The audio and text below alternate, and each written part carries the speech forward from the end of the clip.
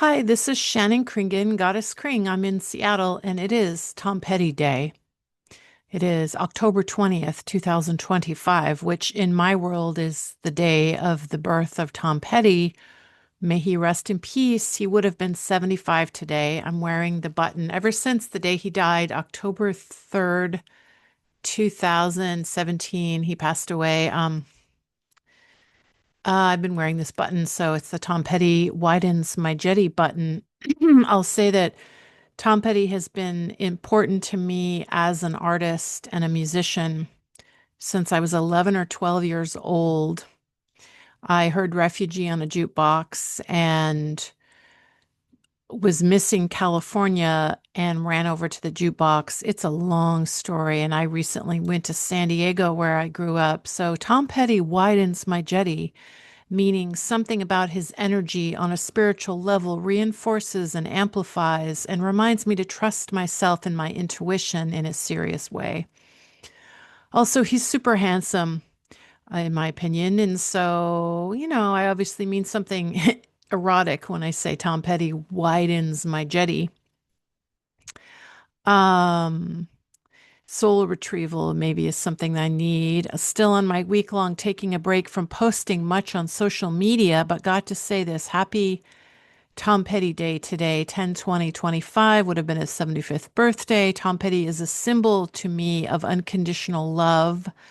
You could say Tom Petty is my own personal Jesus kind of person, a symbol of unconditional love, staying true to your heart and soul and wise mind, following your heart and soul, being authentic, manifesting your dreams, staying true to that childlike sense of wonder and falling in love with whatever you're in love with as a child. And you continue on doing that and you manifest your dreams as an adult. So that's the symbol that I see Tom Petty as in terms of his artistic output, in terms of his career, in terms of knowing that he at one point had to file for bankruptcy because of a bad record deal. He went through a challenging divorce. He had two marriages and two daughters and one stepson. So he did have a complicated family life. Um, but I heard Refugee on a Jukebox and I had no idea who that band was. And I ran over and ended up learning all about them and borrowing the record Damn the Torpedoes. Oh, I even have a copy of it right here. Um, so Damn the Torpedoes, Tom Petty and the Heartbreakers. So happy Tom Petty Day to everyone. And I think that I'm not subscribing to the idea that we worship famous people and that we think we as ordinary people are powerless. So I'm not into idol worship, but I do recognize that famous people that are recognizable to us because of their art or their music or their acting or their singing or their dancing or their writing.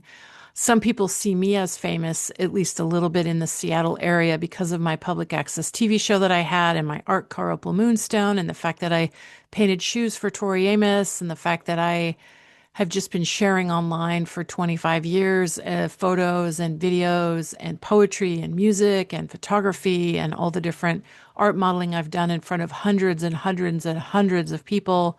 And yet part of me is a loner, part of me is introverted, part of me is kind of socially shy, don't go to a lot of parties. So we'll say that some people think of me as a famous person. And it's interesting because I've always wanted to share with an audience, and yet I've always been a little shy and a little bit introverted and a little bit into just doing my own thing. The other night, last night, I went somewhere where I volunteer, and there was a dinner for all of us celebrating the volunteers. And I sort of sat by myself off in the corner because I didn't feel comfortable. It was very loud, and there was probably about 100 people in the room. And it was just loud and everyone was having food with each other at these group tables. And I just didn't feel like joining the group. And I felt like, why am I even here? Like, I love volunteering at this place, but I just didn't feel like I wanted to socialize. I honestly just wanted to get a free dinner and uh, pat myself on the back for being a volunteer and be with all the other volunteers patting themselves on the back for being volunteers.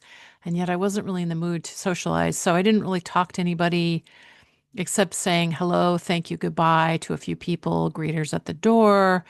Um, but famous people like, Tom Petty, the real man, he was a heavy cigarette smoker. At the time of his death, he had a fractured hip he went on tour with a hairline fracture. And then by the time he was done with his tour, he was told that he needed a hip replacement.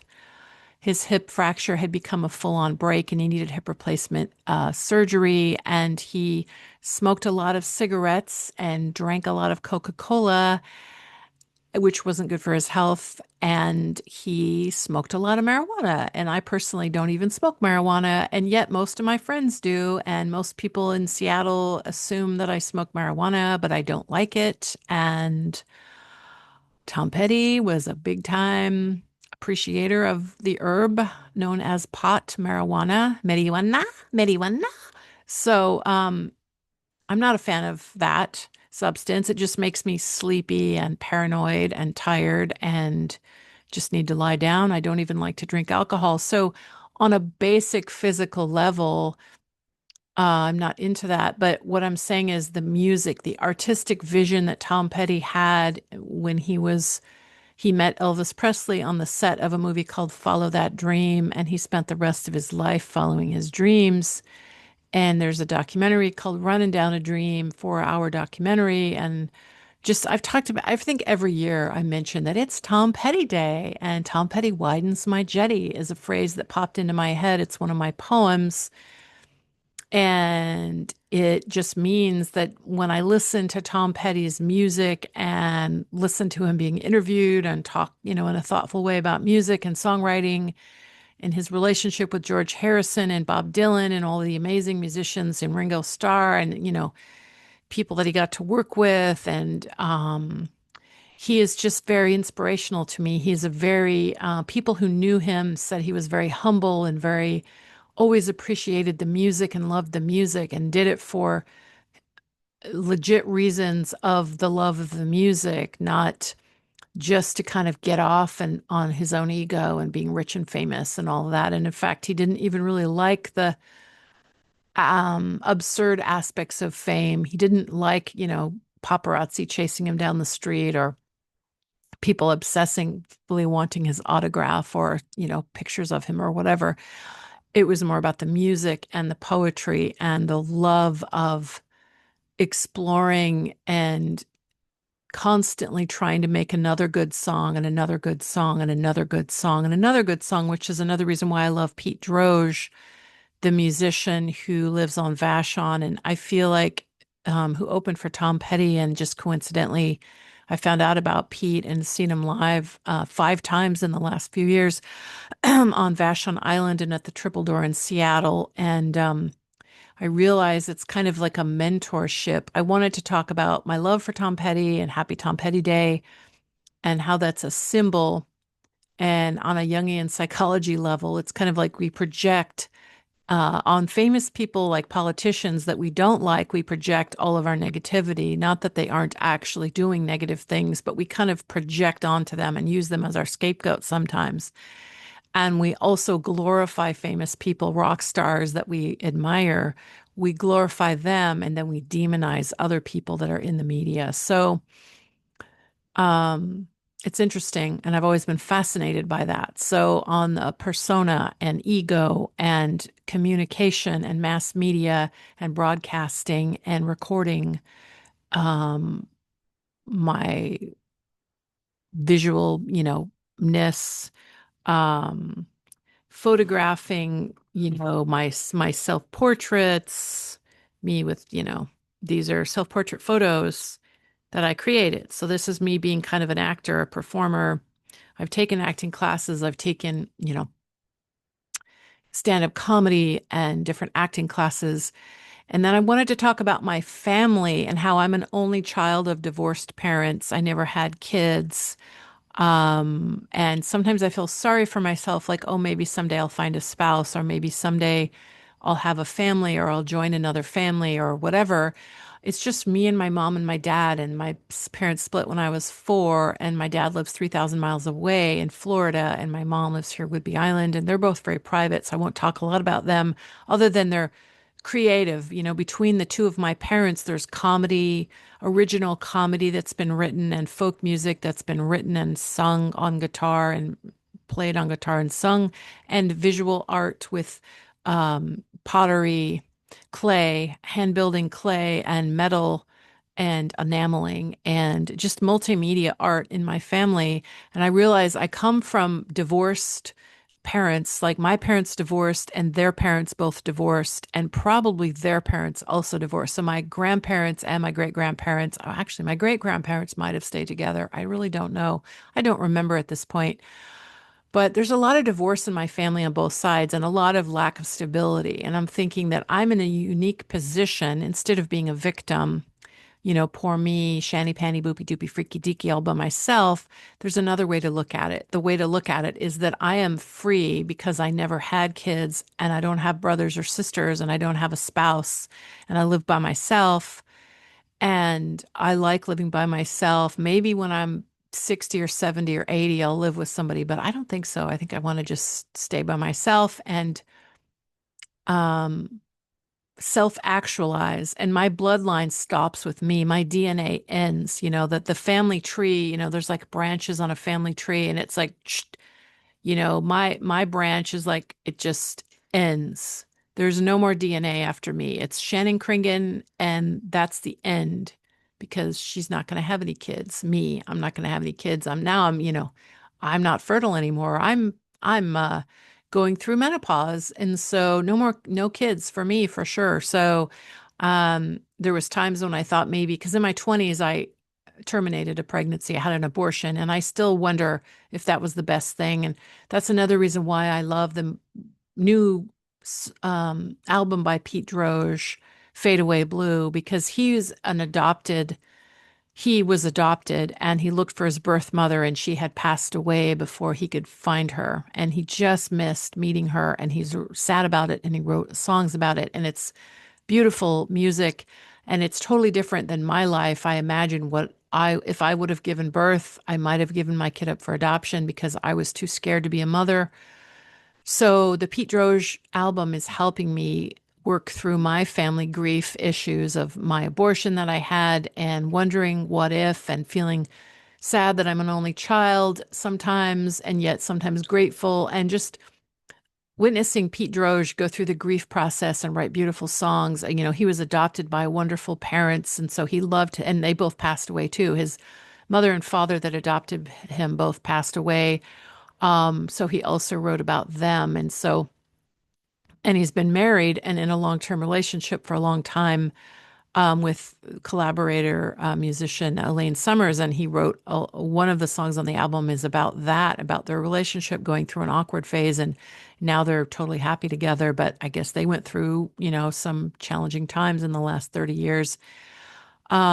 So that kind of helps me go through my grief process when a musician writes about grief. And I find sad music actually cheers me up, because people say, don't be sad, be happy, be happy, be happy. But when you listen to sad music, it's like the music is telling you it's okay to be sad. You can get through this and you can heal, and just feel sad, cry, feel grief. So the family bloodline ends with me. And I think that some people on both sides of my family got married and had kids really early in their 20s, and they dropped out of school and gave up on their dreams in order to get married and have kids. And that's the first thought I had when I found out I was pregnant. Was I got really scared, and I thought, oh no, my life is over. Now I can't be an artist because I have to be a mother. And the fact that I had such a negative response was sad to me. And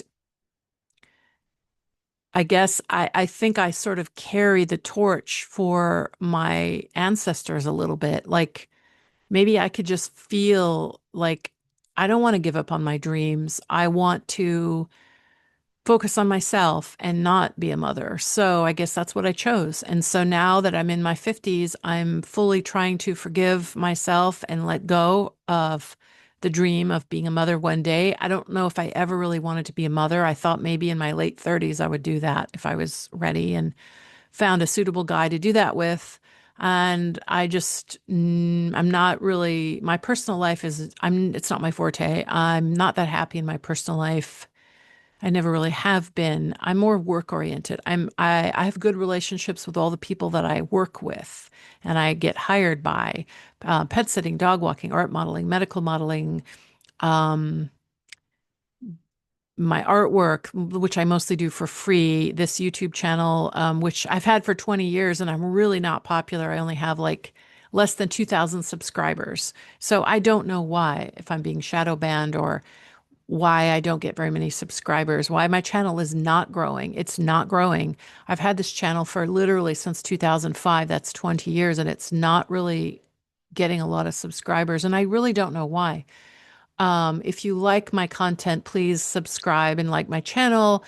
But I just, I do improv monologues and I'm all over the map, I guess. I share my music videos. We went to San Diego and I lip synced my original song that I wrote and sang called Only Child. I'm an only child. I'm a little bit wild. I'm a left-handed green-eyed Nordic goddess. I promise I would make you smile. I got the Kringen style. So if you look that up, Only Child is on Bandcamp and it's streaming on all the music platforms like Spotify and Apple and all, So I'm all over the map. So happy Tom Petty Day. Maybe I'll talk more in the next video about my family DNA and how I don't want the pressure of, oh, I better do something amazing with my life because I didn't have kids and my legacy, when I pass away, there will be no legacy except for my artwork. There will be no kids that I leave behind. Um, so maybe I'll talk about my DNA and then happy Tom Petty Day. And my birthday is coming up October 25th, 2025. I will be 57. And um, I feel a kinship with other people on YouTube. In fact, I'm corresponding with a woman who has her channel. I'll just keep it private who she is, but I just feel a kinship with independent, individualistic people who are kind of loners in a certain social way, and yet they share on YouTube. There's people that travel, they're nomads or they're creative freelance people who will like to just talk into the camera about their life and share stories about their life. And I feel a kinship with these people. Um, I applied to be a speaker for Ignite Seattle, but I did not get picked for that. But maybe I could try that. And I took a stand-up comedy. So I just feel a kinship with people who I'm really career and work oriented and my social life isn't as active or happy as that, although I do have some good friends that I love, but I'm the happiest when I'm doing things on my own, really. Even though sometimes maybe I feel lonely, but when I'm around other people, it doesn't really fix that. So I got some work to do on myself, I think. I've got, to love and accept myself and not feel like it's a narcissism because I'm an only child with no brothers or sisters and no spouse. And so I have to make peace with myself and have a good relationship with myself. And so, yeah, I'm going to go art model now soon. And my birthday's coming up October 25th. I'm going to have Mexican food at a place that reminds me of San Diego, where I grew up. If you haven't seen it, check out the Only Child video that my friend and I made in San Diego. And then my other friend helped me edit it. I'm still learning how to edit multicam, lip sync music videos. And my tattoo means be yourself, no matter what they say. And there's my Tom Petty button. And here's my guitars that I drew. I have a Tom Petty Barbie doll. I'll show you that next time. I just don't feel like it right now. I feel like just doing a simple video. So please like and subscribe and listen to my music, Only Child, and tell me what you think. And we might be doing another video soon. There's this great videographer guy who might want to work with me again. He did my video, Dumpster Diving Boots, and the story of Goddess KRING, where I'm driving around in my art car and I'm roller skating. Dumpster Diving Boots, where I tell the story about Tom Petty and Tori Amos and how I hand painted a top hat for Tom Petty, but never could meet him, never did arrange a meeting. May he rest in peace. And Tori Amos, I painted shoes for her, and did get to meet her, and she wore them on stage. And so I wrote a song about it called Dumpster Diving Boots because I threw my boots away and then I saw them for sale in a secondhand store. And that's a true story. So the same guy that did those two videos with me with his really cool drone camera, he might want to do a video for our song, the Goddess KRING song that I do with Dave Flowers at Interactive Jack Records. Check that out, Interactive Jack Records Seattle, original music by Dave Flowers and Goddess KRING, Shannon Kringen. We might do a um, dressing really earthy or maybe in a flesh colored bodysuit so I look almost nude but not nude. I have one of those funny bathing suits that looks like a bare chest. I could wear a black cotton bodysuit and then wear a leotard on top of it that's like a bare chested chest. I think that would be funny. And dance around barefoot in the forest to our song that's called Cactus Hugging Vulnerable Viking. Um, so I'll see you in the next video. Bye for now. And I'll do a shout out to Tracy, the lady that I've been talking to a little bit, who has a cool channel called 60 and Starting Over. I'll say it. Yeah, Tracy, if you're listening to this, thank you for subscribing. And you inspire me to continue on with my um, individualistic way of sharing with whoever's interested. And I feel a kinship with that, like that you do your own thing and you share in your own way, and just something a little bit similar about us. And that's cool because I usually feel like I don't meet a lot of people that I relate to in that way. So that's refreshing. So yay for people feeling a kinship with each other. I think of everyone as an individual and I try not to put anybody in a box. And so that's kind of my modus operandi. No need to defend I. That's actually a line in one of my poems. Modus operandi, no need to defend I forgot what song that's from, but I've written a bunch of poems and we turn them into songs. It's fun. Okay, bye for now. Happy Tom Petty Day, 10/20/25.